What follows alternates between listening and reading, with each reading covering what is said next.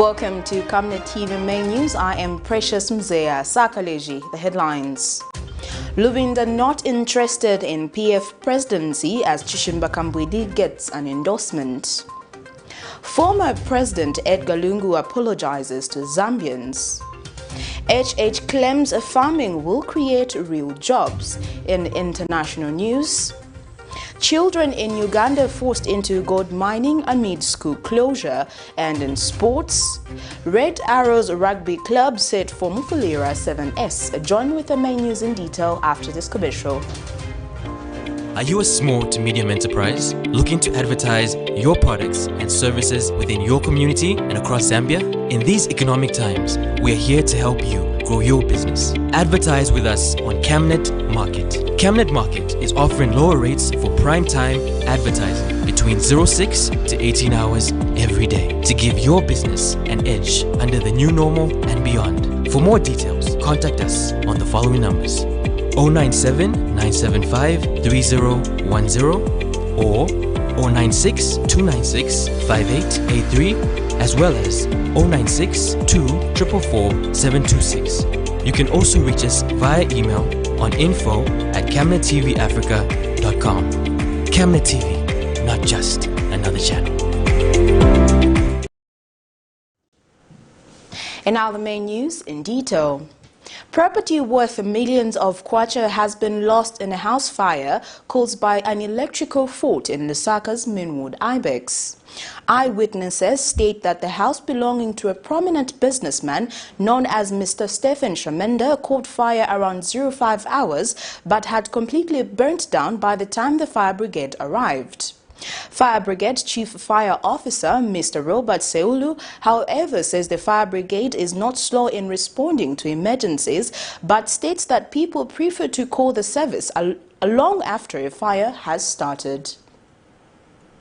In a case attributed to an electrical fault, a house of Lusaka's Minwood Ibex area belonging to businessman Stephen Shamenda went up in flames, leaving nothing but ashes of the once luxurious mansion. Eyewitnesses of the incident have narrated that the fire, which began at around 05 hours, was only noticed by the house help who alerted the owners, but it was too late as one of the rooms had already caught fire up to the rooftop. The eyewitnesses say the fire brigade only arrived when the house had already burned to ashes and could do nothing to save the property. I woke up, I heard some noise outside. My cousin was screaming, saying the house is on fire. So actually I thought it's my house getting burnt or the house that was on fire. After I came out, I came to realize that it was the neighbor's house that was on fire. The time I getting inside, the fire was already in the middle of the house somewhere there. So we really tried to help the neighbor out. The only thing we managed to get out was the TV and the braai stand. The rest was gutted. So the other matter at hand is the ZESCO. ZESCO really needs to work on the power outages, because it's what almost caused my house also to get burnt. And this house, it was caused of an electrical fault. So want ZESCO to explain to us what's really going on. The power outages are just too much. There's a complaint. We have a tree behind. There's a complaint. We've already launched in a complaint.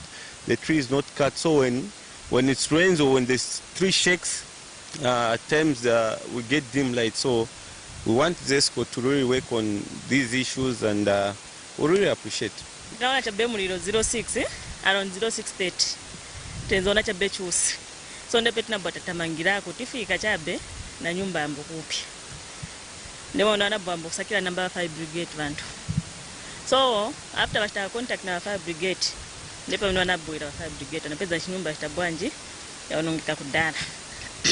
Samwanzi chamineti pempa mwanzi tifuna boma ivatandizireko ava mwanzi kulibe mwamnanga asungire vana vamasiye vamne vasunga. Brother of the businessman who spoke to Camnet TV on phone says his brother could not be reached as even the family's phones were destroyed in the fire. Meanwhile, Fire Brigade Chief Fire Officer Mr. Robert Seulu has told Camnet News that the fire brigade is always ready, but says people report when it is too late. What happened that fire would have started around 05. Now it was discovered by a maid around 05:30 by the name of Chico, when she heard a pop sound in the roof. Now they never called us. They called our colleagues, the ZAF people. That is around 05. fate, and that personnel turned out and when they started fighting the fire.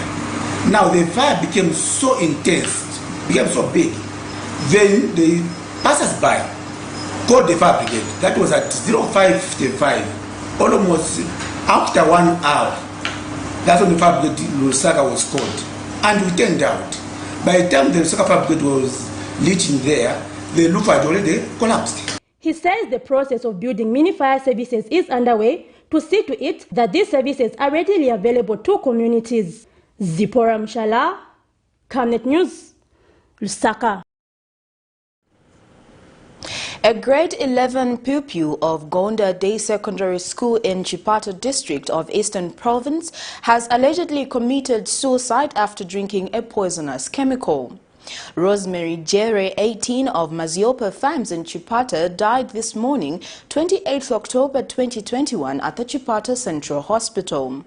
Mother to the deceased, Cecilia Jere, confirmed the development to the media in Chipata. And school head teacher Major Chitalu Kanse, who regretted the loss, has called on parents to exercise tolerance to their children and offer good guidance. Meanwhile, efforts to get a comprehensive statement from Eastern Province Police Commanding Officer Davis Simwanza proved futile by broadcast time, as he was reported to be out of the office. Hospital kuja na sindepata na mkokorosi iwe kamba chirungamu ni chani ati hao patinafika pa market na kula chimangwa cha milisi chimozi ndiye chatinamu chatinamwera so ndafishana vala kwira makolo banga nanyamkapa komo chosalayira kubwini so ndiye chatunga mwere mangwala so abye kwa manisatana chabene mwantu emwati zinankalira zalosi. The issue happened at home, so the domestic affair, but as a school we've a number of lessons to mitigate such. But the thing is that the issue happened at home, so really we don't know what might have happened at home. But today we are very, very much aware that a child today requires a lot of care. Even the way you talk to the child and all that. But a child today is agitated, is apprehensive. So we always want to appeal to the parents that even as we handle these children at home. The Anti-Corruption Commission SEC has distanced itself of having Inspector Chishimba as one of the ACC staff. This follows a circulating audio on social media in which Mr. Chichimbala is alleging to be SEC officer and alerting a named member of parliament about investigation interview. In a press statement availed to Camnet TV Thursday, ACC spokesperson Queen Chiwe clarifies that the commission does not have any inspector on its ranks or position, saying such the person is attempting to impersonate officers of the commission. Alex Chishimba has analyzed the statement and what could be the root cause of the fraudster impersonating the investigative wing. Since the United Party for National Development took over the wheels of Zambia's economy about 2 months ago, the investigative wings of government, such as the Drug Enforcement Commission and the Anti-Corruption Commission, seemed to have a breath of fresh air as they immediately became alert to matters relating to fight corruption and recovery of proceeds suspected to have been acquired through criminal activities. Of late, the nation has seen a number of operations by investigative wings, making men wonder where these institutions were in the previous government, especially that most of the people being followed are those that seemingly associated to the Patriotic Front. This argument is based on the fact that the Drug Enforcement Commission has so far summoned Patriotic Front Secretary General Davis Mwila and its former media director Antonio Mwanza, among others, with the recent being former President Edgar Lungu's press aide yesterday, whose farm in Lusaka was raided by the Anti-Corruption Commission. In the process, seized 95,000 kwacha allegedly belonged to his tenant. This has resulted in criminal-minded people impersonating investigative wings to extort innocent citizens, as heard from the voice note that has dominated media blogs. Who am I talking to? You're talking to Inspector Chitambala from NCC. From NCC? Yes. So you came to my house? Yes, Honorable. To achieve an Honorable, not if you go, but it wasn't, it's official, but we were just conducting some preliminary inquiry. Mama Honorable, it wasn't like if you go, but you, if you go, but what could Tintana, you Honorable Dave. Mama Honorable, Molibantu Vesu, Iwakaramba Vesu, Mama Dave. On one or two things. Following this development, the Anti-Corruption Commission has distanced themselves from the person in the voice note. This is contained in a press statement issued by Commission spokesperson Queen Chiwe. She clarifies that the Commission does not have any inspector in its ranks or positions by the name of Inspector Chimbala, hence the circulating audio on social media must be treated as fake. Such developments can only suggest that it is possible, therefore, for an ordinary citizen to take advantage of the ongoing operations to impersonate and swindling people.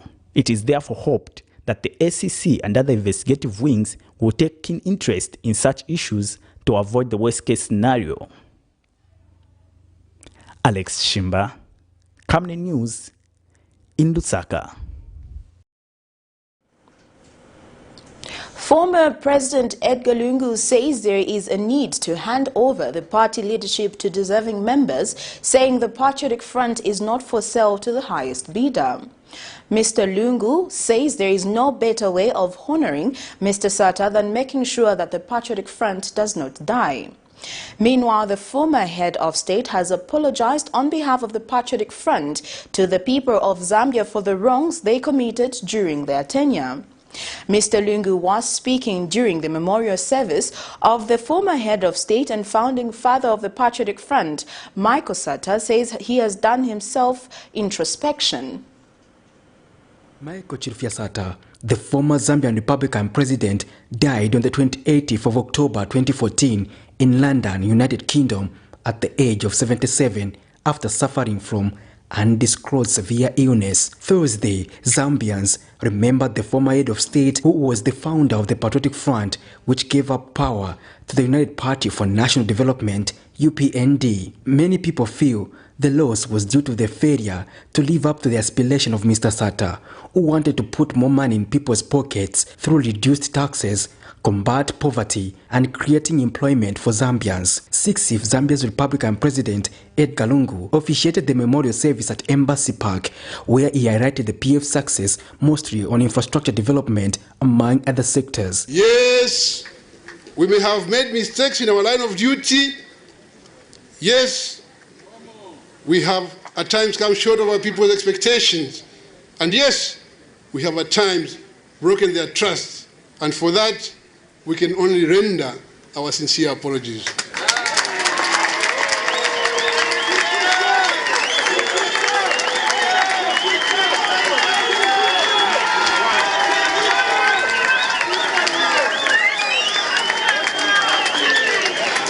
In the same vein, we want to assure our people, that we have done an honest self-introspection and we have reformed our hearts and minds, and that we shall emerge stronger and better. Talk of ourselves and ask ourselves the tough but honest questions. The time has come for some of us, including myself, to accept the fact that we have done our part, and it's time to give way to a new generation of leaders. We must give way to leaders that will build on our collective glory and history and take this party to even greater heights. I'm waiting to hand over power to the next president of PF, and I hope this will be soon. The former head of state apologized on behalf of the Patriotic Front to the people of Zambia for the wrongs they committed during their tenure. He says there is no better way of honoring Mr. Sata than making sure that the PF does not die. He adds that the PF is not for sale to the highest bidder. Colleagues, there is no better way to honor the memory of this gallant son of the soil and pursuing and promoting the very values and principles that shaped his life. We must never, ever let PF die.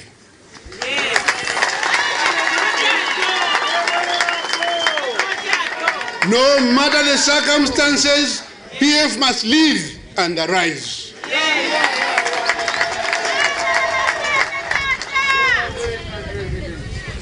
I said this when I spoke on the 11th of November when we put our beloved president to rest at the Heroes Stadium. I said PF is the mass movement for all Zambians, and it is not for sale to the highest bidder. Sylvia Charikosa represented the family at the memorial service. And I would like to thank, on behalf of the Sata family, all of you distinguished guests who have graced this memorial service, which has come at a time when we needed healing, encouragement, and hope of the future. To the speakers, we thank Professor Mvunga as one of our eminent leaders for his words in remembrance of the late 5th Republican President, Michael Chilufya Sata. The words of wisdom shared with us on behalf of our mother. Will this memorial service signify the rebirth of the PF? For now, we can wait and see. Patrick Soko, Camnet News in Lusaka. Meanwhile, as a surprising turn of events, there was confusion at the Freedom Embassy as pro-CHISHIMBA KAMBWILI supporters used the occasion to expose his ambition to take over the party presidency from EDGAR LUNGU. Mr. KAMBWILI's supporters carried banners depicting Mr. KAMBWILI as Mr. Sata's vision carrier. Confusion as others reminded the group to take cognizance of the fact that it was a memorial service and not a political gathering. Citizens, friends and family of the late President Michael Sata gathered to remember the former head of state in a calm and somber manner. However, the atmosphere of peace and tranquility could not prevail for a long time as a group fondly known as Americans, a loose PF youth wing endorsing CHISHIMBA KAMBWILI, arrived at Embassy Park.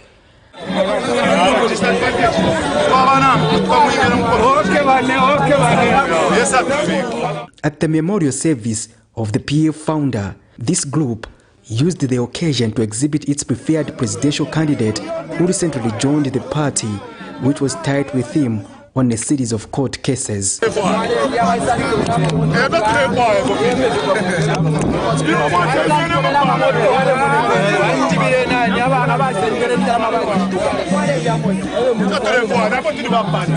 was Mr. KAMBWILI aware of this agenda? According to his response, it also came as a surprise. You can't do this thing.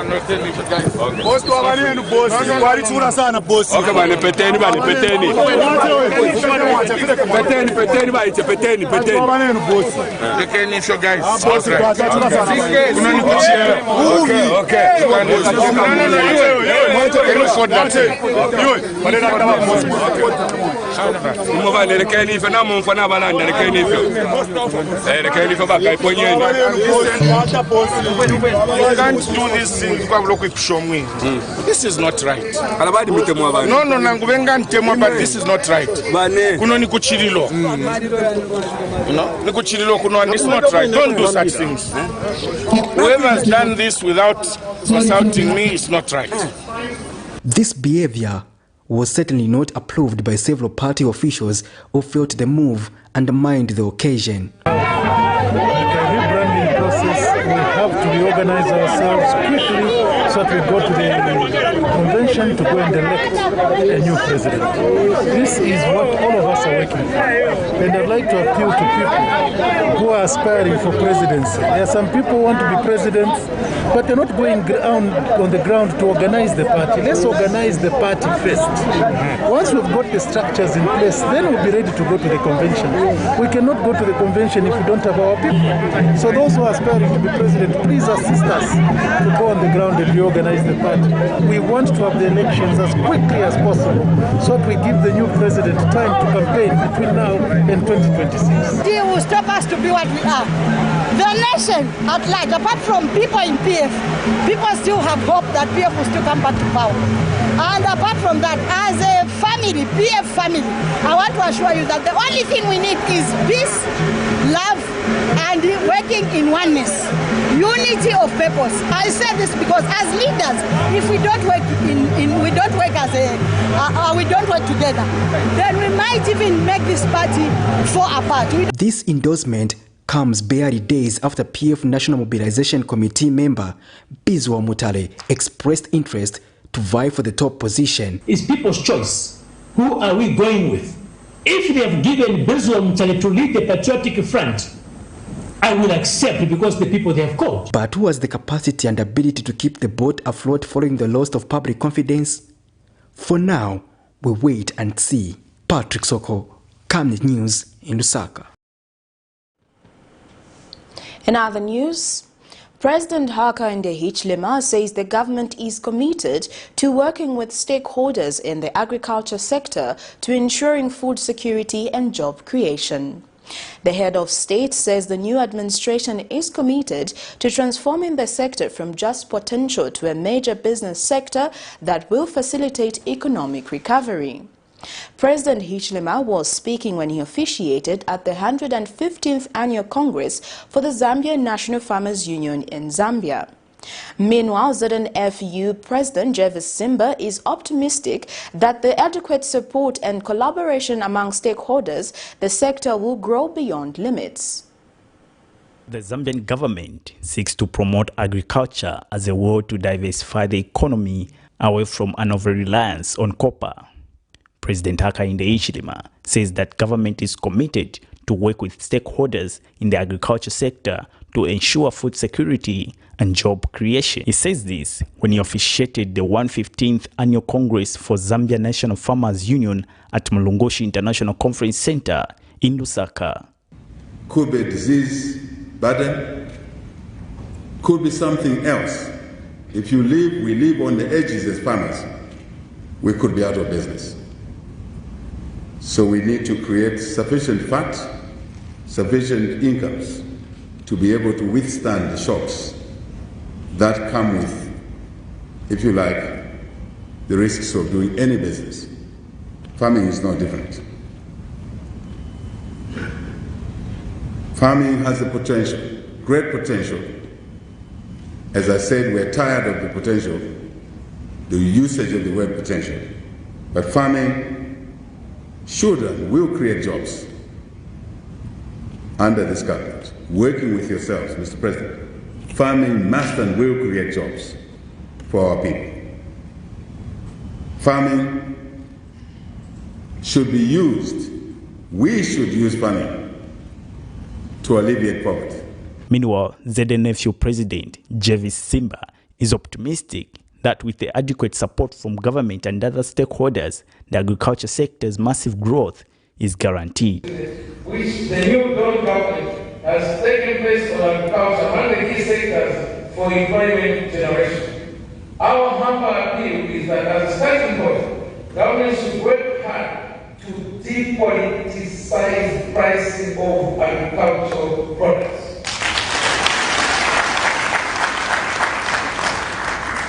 It is always a matter of great concern when the general prices of goods and services increase. It is normal. But as soon as the prices for agricultural products increase, there is an outcry to force government to intervene. There is need for a sustainable solution because farmers are then forced to incur losses and production collapses because sub-economic prices, offering prices, producer prices that are cost recovery plus profit, work as an incentive for Alex Shimba, Camnet News in Lusaka.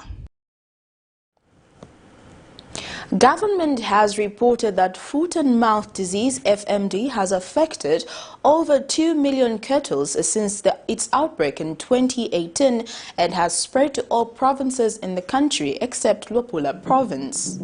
Speaking when he presented a ministerial statement to Parliament Thursday, Minister of Fisheries and Livestock Makozo Chikote says FMD, if not urgently controlled, will cause perpetual rural poverty and inequality in rural communities. Mr. Chikote says his government has since drawn a 3-year FMD control plan worth 775 million kwacha. He says government will also procure 2.2 million doses of FMD vaccines and embarked on massive vaccination program which will target to vaccinate 2.2 million cattle. Livestock has an important contribution to food supply of rural and urban areas and contributes to family nutrition, supplying animal proteins. Livestock in Zambia has, however, been under serious threats from the foot and mouth disease, which has reportedly killed animals in some parts of the country. The disease has prompted the government to institute control measures such as the banning of animal movement from provinces that have mostly been affected by the disease. And Minister of Fisheries and Livestock has since told Parliament that foot and mouth disease has affected over 2 million cattle since its outbreak in 2018 and has spread to all provinces in the country except Luapula province. We need to know that the current FMD outbreak was first reported in Samba and the Chivombo district of Central Province in March 2018 and spread to Southern Province in February 2019. The disease has since spread to all provinces of Zambia with the exception of Luapula province, affecting approximately 2 million cattle, which is half of the population of the country. The minister, however, says his government, despite only having been in office for 9 months, has drawn a 3-year FMD control plan worth 775 million kwacha. To this effect, the new Dawn government of His Excellency, the President of the Republic of Zambia, Mr. Hakainde Hichilema, has drawn a 3-year FMD control plan worth 775 million kwacha. Madam Speaker, the control plan aims to progressively control FMD from the rest of the country and limit it to the national parks where the wildlife FMD virus reserve are found. The acquisition of vaccines have since been marred with problems, which the minister says his government is working at ensuring that the problem is tabled so that animals can be vaccinated as soon as possible. To actualize this plan, Madam Speaker, Treasury has released 100 million kwacha to my ministry to commence implementation of the plan. This plan will emphasize on blanket vaccination of affected regions as opposed to ring vaccination that were adopted in the previous regime. This is in view of the current widespread nature of disease that would make the ring vaccination ineffective and waste of resources. With many small livestock businesses kicked out of the business due to FMD, controlling the disease will help improve the lives of many citizens whose businesses have been affected. Prudence Chota, reporting for Camnet TV News. Only half of the population in the Eastern Province has access to adequate water supply, lagging behind at 42% coverage. Acting Eastern Province Permanent Secretary Royd Tembo disclosed that the water supply coverage in the province stands at 58%, while sanitation coverage is still poor at 42%. Speaking when he opened the Provincial Water Supply, Sanitation and Hygiene Education one-day workshop held at LUNGU House in Chipata, Mr. Tembo noted that these statistics show that the province is lagging behind in terms of water supply and sanitation coverage. A good water supply and sanitation coverage is always needed by people living in a community as a human right. Government is working with various stakeholders in Eastern Province in order to improve the water supply in all the districts. During the Provincial Water Supply, Sanitation and Hygiene Education Workshop held at LUNGU House in Chipata, Eastern Province Permanent Secretary Roy Tembo said more efforts are needed to improve the water supply and sanitation coverage in the province. The province is still lagging behind with regard to water supply and sanitation coverage, as water supply is at 58% and sanitation at around 42%. We need extra efforts from all the partners present here on how we can improve water supply from this coverage to a better coverage as we endeavor to meet the SDG goals of 100% water supply coverage. Dr. Tembo also gave government's objectives targeted at improving the water supply in Eastern Province and the country as a whole. The President of the Republic of Zambia has further guided that we improve water supply technologies in growth centers by providing them with piped water as opposed to hand pump boreholes. Kazipalire Integrated Project Chief Executive Officer Martin Daka gave an overview on how his institution targets to improve the water supply and sanitation in Chipata district. The Finnish government on the second phase of the Zambia Dry Sanitation Country program has put in up to about 1.3 million euros, and of course the first year is coming to an end, and this fund is supposed to run for 4 years, which is 2021 to 2024. And various stakeholders gave presentations on their objectives to improve the water supply and sanitation in Eastern Province. The Council is the mandated authority to supply water and sanitation. When we come as partners, all we are doing is we are supporting the Council, we are supporting government to provide the service. Water coverage, the target is to reach 90, but we are currently at 91%. This does not mean, I want to make it very clear, this does not mean that we are almost done with the province. No. We are just looking at smaller entities of urban nature in all the districts. Sylvester Chishimba reporting for the news in Chipata District, Eastern Province. You're watching Camnet TV Main News. For now, we take our first set of commercials. We'll be back with more news after this. Team, the trajectory of the business looks very positive, and it looks like we'll be able to launch the ministry. Has so much data. Mom. Yes, baby. It says here, global warming and climate change is caused by the pollution from careless activities of human beings. Wow! Son, do you know I can turn my phone into a TV remote? How's that possible? It's so easy. Check this out.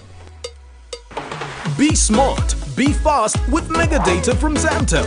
Get your 15 GB mobile data for only 100 kwacha, 30 GB mobile data for only 200 kwacha, and your 70 GB LTE data bundle with free Netflix, YouTube, Facebook, and WhatsApp.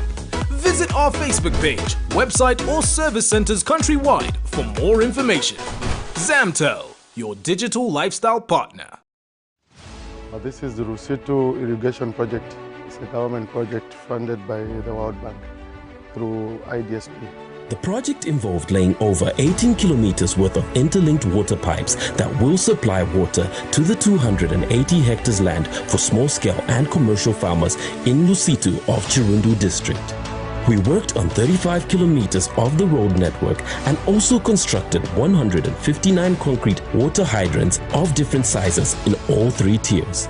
The state-of-the-art water pumping station at the banks of the Zambezi is fitted with 9 water pumps, a dedicated concrete reservoir, a 500 kV automated standby generator, a fully automated pump switching system that is interlinked with a second reservoir of 27,000 cubic liters capacity, which is fitted with 7 water pumps, a standby generator, and floater tanks for that extra water pressure on the irrigation lines. Savenda Construction is grateful to the Zambian government and the World Bank for giving us the opportunity to be part of the history of Lusitu, as the project will benefit over 282 households once completed, and is just one of the many that Savenda Construction has embarked on, owing to its track record and capacity to deliver as per requirement.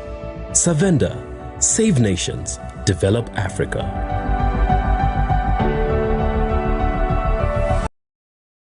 Your skin is the biggest muscle in your body. That's why we make sure that Oracle is #1 when it comes to taking care of your precious skin. Oracle Pure Petroleum Jelly and Glycerin soothes, moisturizes and keeps your skin perfect. Oracle Pure Petroleum products for that perfect skin.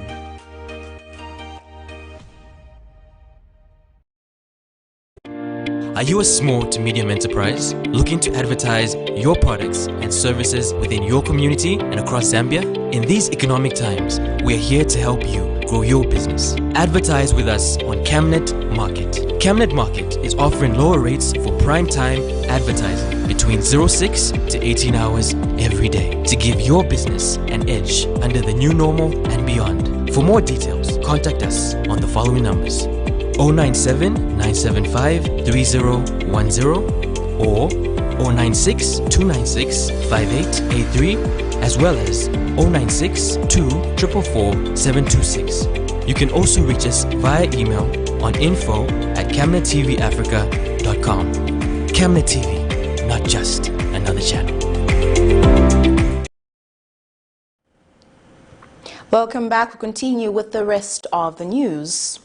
Jesuit Center for Theological Reflection policy analyst Innocent Ndashe has advised the church and civil society organizations to sensitize the community on the need to support women and youth participation in key decision-making positions. Speaking at a media workshop held in Lusaka, Mr. Ndashe says the low women and youth participation in politics has mainly been due to society values and norms which undermine the potential of women and the youth to hold key positions. And media consultant Brian Hajoka says the media has not been giving prominence when it comes to covering women and the children. The low participation of women and the youths in key decision-making positions leaves much to be desired, as this has continued to affect the implementation of policies that affect them. While politics in Zambia have been male-dominated for years, the need for women and the youths to rise to the occasion has been the main core of many stakeholders. This is why the Jesuit Center for Theological Reflection, JCTR, during a workshop organized in Lusaka, have stressed the need for the media, the church and non-governmental organizations to take the fight to the community and sensitize them on the need to ensure that women and the youths are supported in key decision-making positions. That we usually have had less than 20 women being elected to parliament. So I think that raises questions in terms of how then are women and the youth taking active participation in deciding development for the country. So even when we are talking about poverty levels, I think it points to the point that those that are adversely affected, if we are talking about poverty levels of over 50% in our country, those would include largely the youth and also the women who make up, I think, 50.5% of our population. I agreed with the media that they'll be able to go into the communities to talk to the women and the youths, and they'll be able to give that platform to the women and the youths, maybe even 30 minutes free for them to air out their views, and for them maybe to give their manifestos for those who want to be actively participating into the politics. And media consultant Brian Hachoka says the media should create free space for those marginalized persons who have the desire to become leaders but do not have enough resources. He says this will allow the public make informed decisions on whoever will be their leader. The contact list that has the women, the youths, the children and other marginalized communities. We cannot continue talking to men only for anything that happens. It's not true that men are capable of representing women and children on anything. At least children should speak for themselves, women should speak for themselves. So one of the things that came out of the meeting was that women are not willing to talk to the media. They feel like it is not good to stand in front of a camera.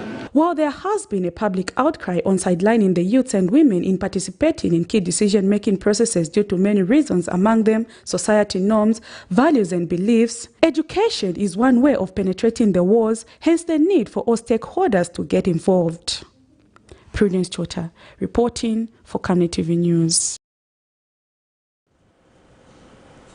Bankers Association of Zambia BAS Chief Executive Officer Leonard Mwanza says the association expects the 2022 national budget that will be announced Friday 29th October 2021 to be directed towards both fixing damages that the economy has suffered in the recent years as well as achieving economic emancipation for the country.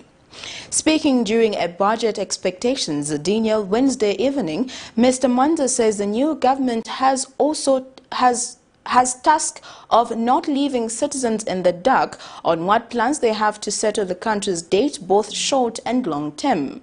Meanwhile, Zambia Chamber of Commerce and Industry President Mr. Jeremy Kwesha states that the institution also expects to see a lot of investment in energy, agriculture, agro-processing, as these are key drivers of the economy. Stakeholders in both the public and private sector are eagerly expectant of what the 2022 national budget that will be presented on Friday will bring under the new administration. It is expected that the budget will address various challenges the country is facing, which various stakeholders have been bringing forward over the years in order to achieve both social and economic development. Bankers Association of Zambia BAS Chief Executive Officer Mr. Leonard Mwanza says the budget should not leave stakeholders in the dark on how government plans to manage the country's debt situation. He adds that it should be two-dimensional, addressing how government plans to repair the economy as well as how it plans to grow the economy going forward. So the other issue that we need to look at is once you create some space and to government, we hope they will scale down on the appetite to borrow on the local market. Because right now, the only option government has is to come and borrow on the open market locally. So we are saying that appetite maybe would reduce once they're given space to get money from the international pipeline. In the last 2-3 years, the only option was for them to borrow on the local market. Now what has it done? It has clouded out the private sector, but it has also pushed up interest rates because the government has been desperate to borrow, perhaps at any rate. Granted, I think there's been some reduction in the last 3 weeks or so. Not until 3 weeks ago, we saw interest rates on TBs dropping to somewhere around 14% from the highs of 23-22%. Zambia Chamber of Commerce and Industry Zaki President Mr. Jerome Kawesha says the government should also focus on expanding the manufacturing sector among other priorities. Let's be seen in participating in mega projects, not only projects of supplies, but let's be seen as Zambians to participate in mega agriculture projects, manufacturing projects, energy projects, tourism projects, and many others, and the list is endless. Meanwhile, Worldwide Fund for Nature Country Director Ms. Nachela Lankombo says the budget should also seek to improve the tourism sector and encourage responsible use of natural resources. That will put in measures, incentives that will support the transition from unsustainable use of natural resources to more sustainable use of natural resources. For now, they can only wait and see if the expectations will be met. Zipporah Mshala, Camnet News, Lusaka. The Zambia National Education Coalition has called for more funding towards early childhood education, stating that this sector is the least underfunded in the education sector, hence compromising on the quality of education offered. Speaking during a stakeholders consultative meeting, ZANEC chairperson Henry Kabwe adds that most of the providers of early education are also usually untrained, as most are volunteers. He, however, adds that studies have shown that early childhood education can build a strong foundation for children who grow up into responsible citizens and help contribute to national development. The challenge we have in Zambia is that approximately 2.3 million children are in the range between 3 to 6, but only 35.2% of the grade 1 entrants have been exposed to preschool education. We also have seen that 1,952 early childhood education teachers were deployed in public centers out of the 14,512 registered teachers at the Teaching Council of Zambia. The teacher-pupil ratio at early childhood education level is currently at 1 teacher to 86 learners, as opposed to the 1 teacher to 25 learners recommended standard. So we are seeing that teachers are under pressure to teach over 80 learners at a go. And most of these centers are managed by unqualified caregivers with limited educational levels, and most of these caregivers don't even have a salary.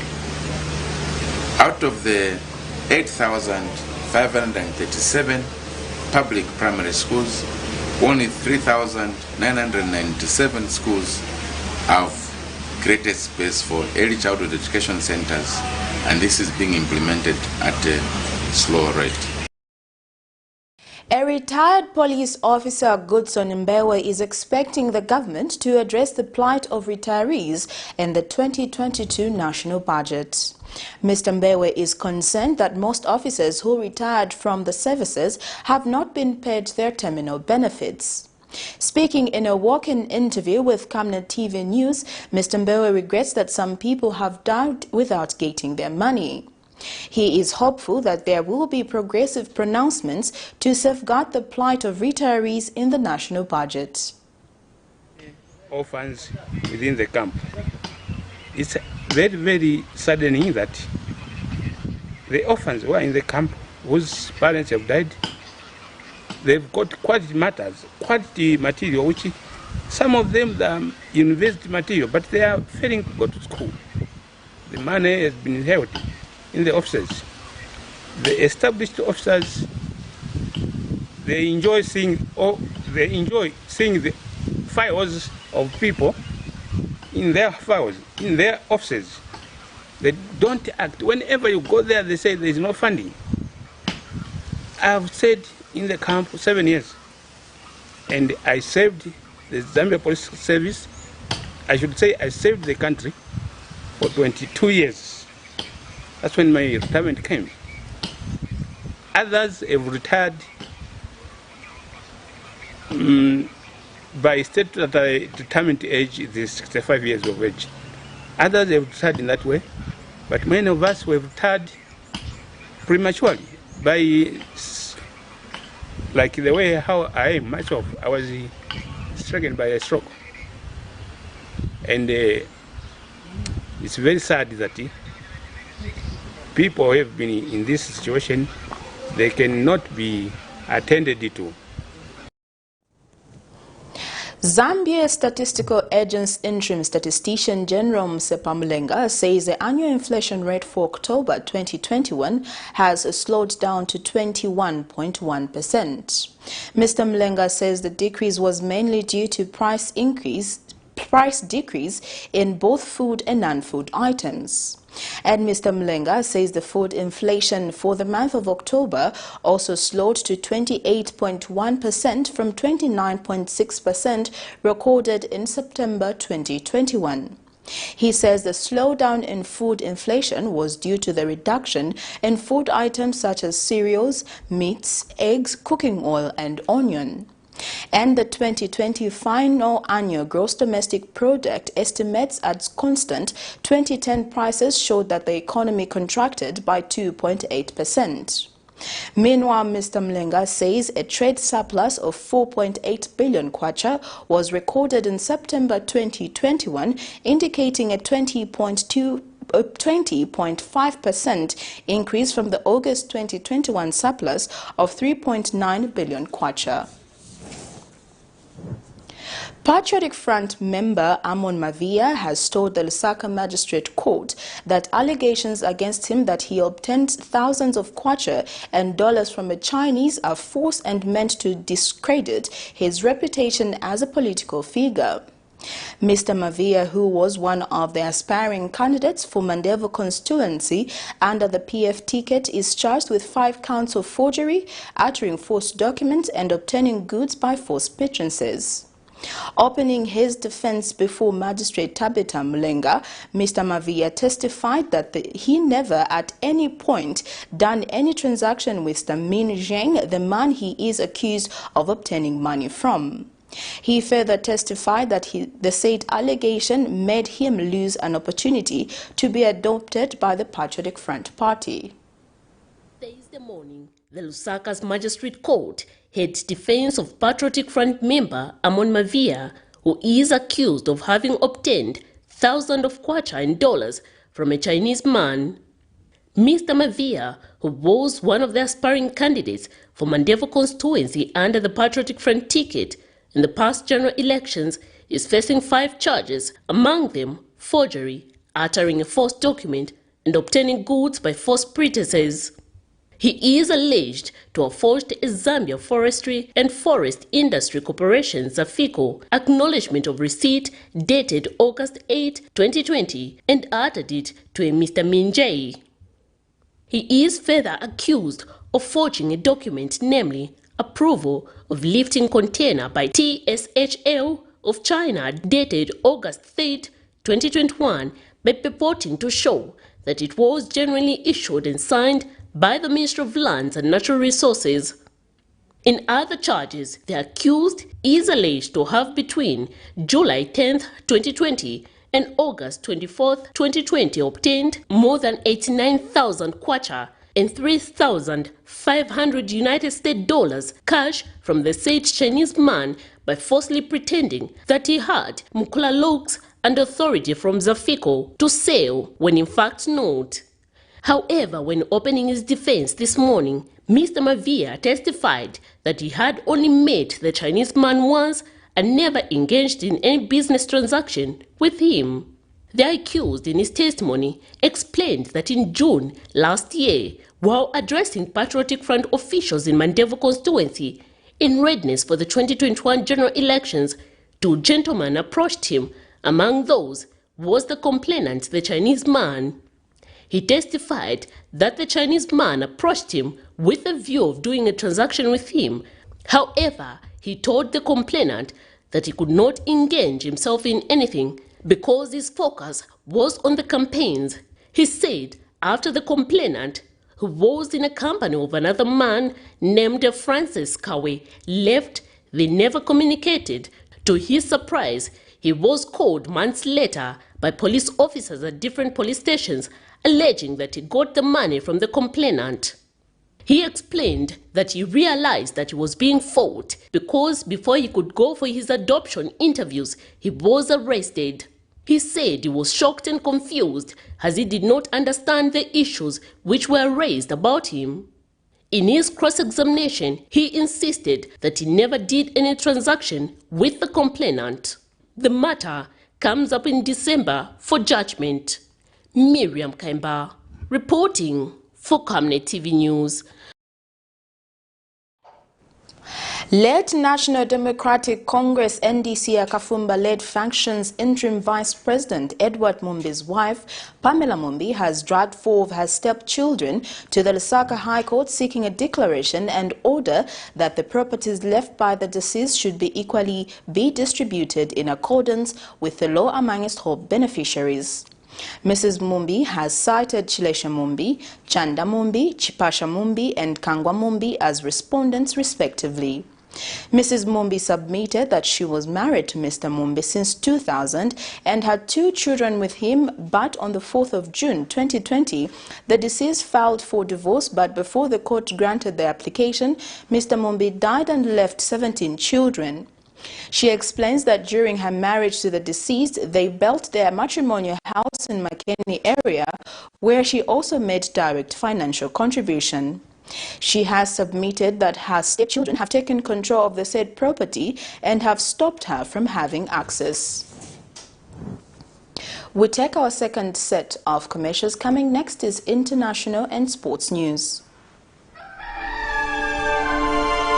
Africa is rising to a new dawn of integrity and accountability. Are you tired of being swindled or buying fake or illegal properties? Would you like to sell or buy genuine property?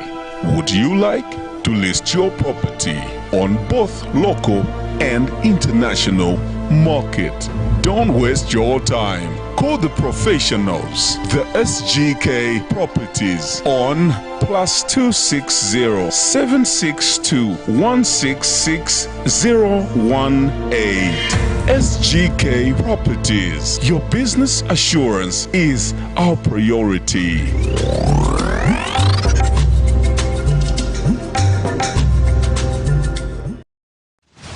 This is the Rusitu Irrigation Project.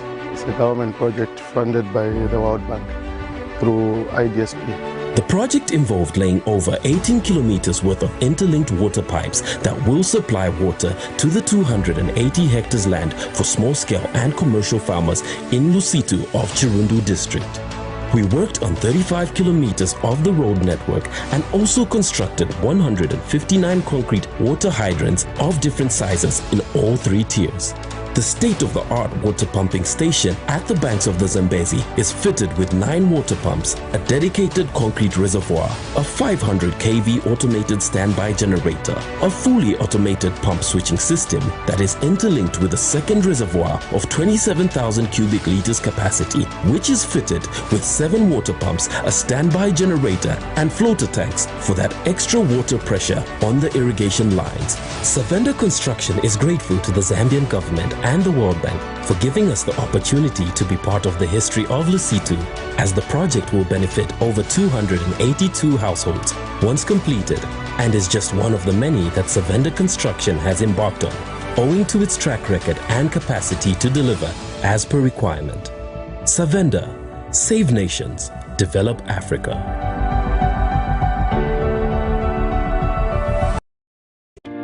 Are you a small to medium enterprise looking to advertise your products and services within your community and across Zambia?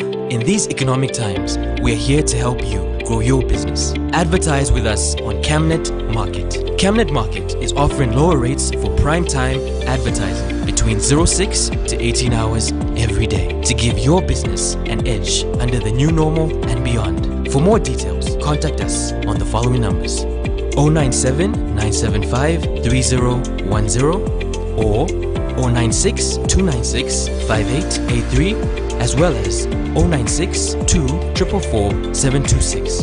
You can also reach us via email on info@camnettvafrica.com. Camnet TV, not just another channel. Getting into our international item, schools in Uganda have been closed for more than a year and a half because of the corona pandemic. This is longer than anywhere else in the world, according to the United Nations. In the absence of education, some children say their only option now is to dig for gold in mines. In other international news, South Africa's President Cyril Ramaphosa has admitted its land reforms programs have yet to make any substantial progress. The government is still grappling with how to compensate people who were forcibly removed from their homes and land after the end of apartheid. The Land Claims Commission was established more than 25 years ago. Here's a roundup of international news. At the Mwero mine in eastern Uganda, 17-year-old Mateus is digging for gold. He says if he doesn't find any, he doesn't get paid. If you come back again, you try another chance. If you have not got, again you go back home. Now sometimes you get little money like 20, 10,000. 10,000 Ugandan shillings is the equivalent of around $2.80. Schools in Uganda have been closed since March 2020, shortly after the first case of COVID-19 was confirmed on the African continent. Some classes reopened in February this year but shut down again 4 months later as the country faced a surge in infections. When COVID came in, schools were closed, other activities got closed. It forced youths to come in and involve in this activity, to get some money for survival. It also forced younger children because they had nothing to do. The UN says Uganda is now the only country in Africa where schools remain closed. 16-year-old Annette worries she'll never catch up on the schoolwork she's missed. Staying at home sometimes, you cannot have a morale to read books, and you can just sometimes just forget what they taught at school.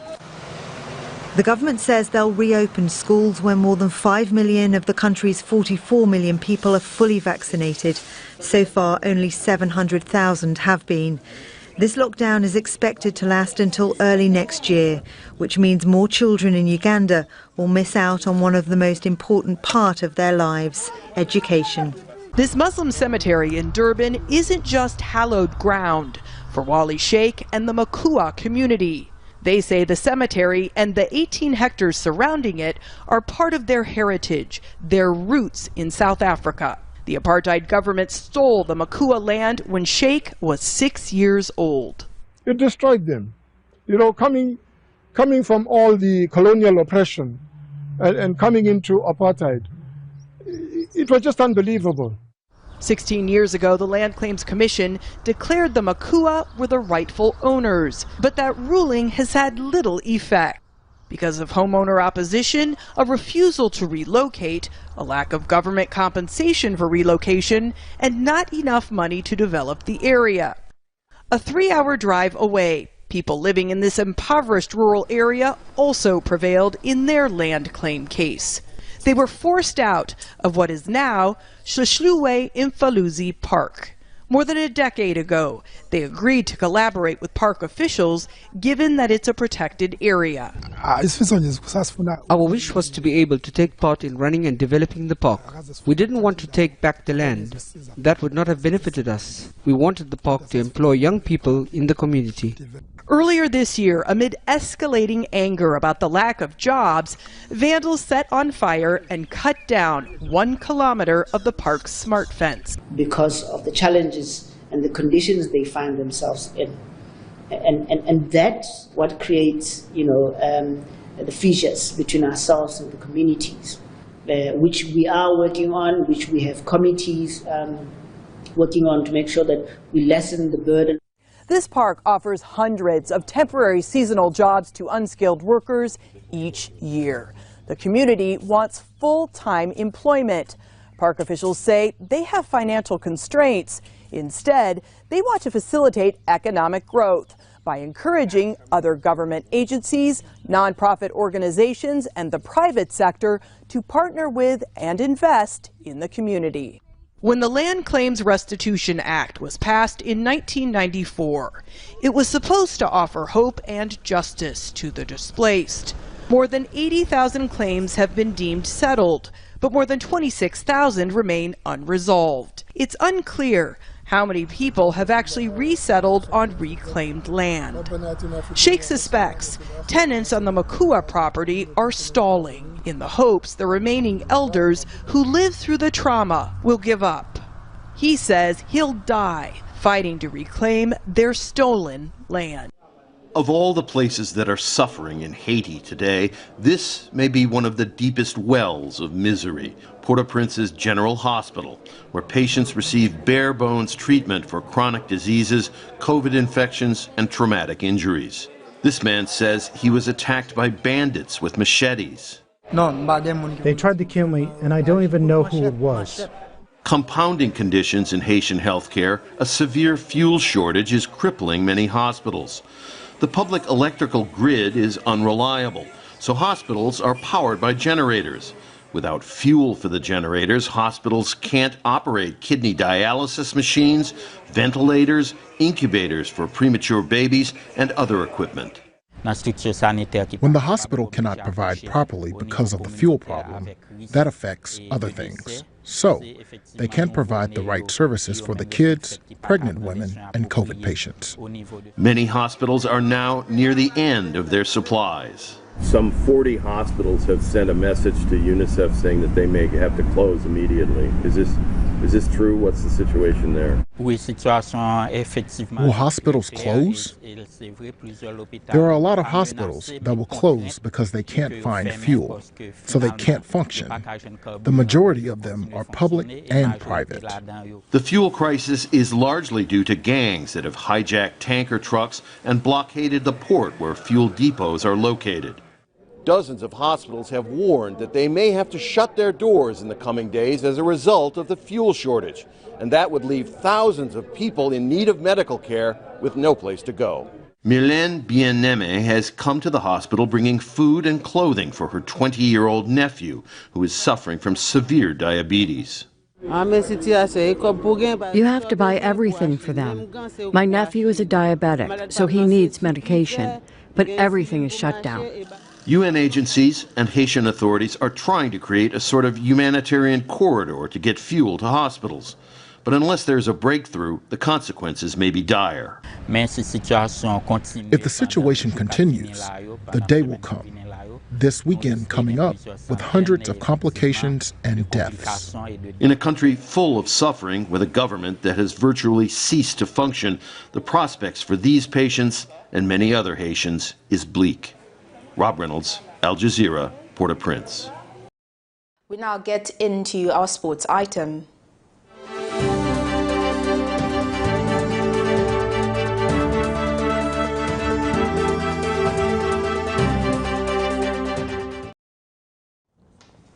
Defending champions for MUFULIRA 7 since 2013 Red Arrows Rugby is confident that they will win their forthcoming tournament to be played in MUFULIRA.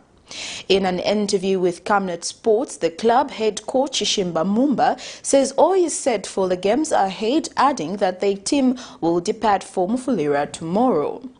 Mumba says the team will make certain that they will put up a great performance as the tournament will be hard. Rugby sevens originated from Scotland in 1883 when a couple of butchers named Neil Hay and David Sanderson from Melrose wanted to raise money for their rugby team. With that background, defending champions for MUFULIRA Sevens since 2013, Red Arrows Rugby Club is confident that they will win the forthcoming tournament to be played in MUFULIRA. In an interview with Camnet Sports, the club head coach CHISHIMBA Mumba says all is set for the games ahead, adding that the team will depart for MUFULIRA tomorrow. We are currently the champions. We've been champions for the past 3 seasons. It hasn't been easy. We are working hard. We are heading to MUFULIRA with the high morale. The confidence in the team is very high. The morale is high, and we are looking forward to this game. And the team's captain says the team is physically fit for the tournament. Definitely, we have no excuses. We put up a good performance as we travel to MUFULIRA tomorrow. The team looks good. Guys who had no small injuries are fully recovered and looking ready and hungry to win. Meanwhile, more players have come on board to give their views about the tournament. We are to win the MUF Sevens. We're going to MUFULIRA to win. We're getting all trophies because all our teams are winning. The red teams and the with the MUF Sevens, we are very ready. We are much ready.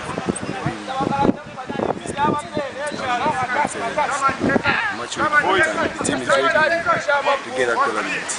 Blessings Chakwila, Camnet Sports, Lusaka. Well, that sports item brings us to the end of Camnet TV main news, but before we go, here are the headlines once again.